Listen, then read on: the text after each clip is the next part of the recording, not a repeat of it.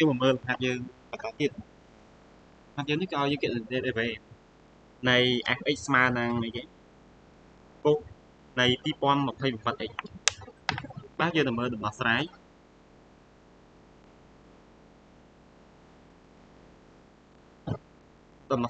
គណនា derivative នៃ fx ស្មើនឹងពុក 2027x ដើម្បីដោះស្រាយយើងត្រូវចាំអីគេត្រូវចាំរូបមន្តនេះដើម្បីដោះស្រាយវាយើងគឺ fx ស្មើនឹងពុកអុយពេញ derivative បានអីគេ derivative មានន័យថា f' ស្មើនឹងដកអុយព្រីមគុណជាមួយនឹង sin អុយនេះគឺជារូបមន្តដែលយើងត្រូវចងចាំដើម្បីដោះស្រាយបង្ហាត់យើងបាទគឺយើងមើលពេល derivative បានអីគេ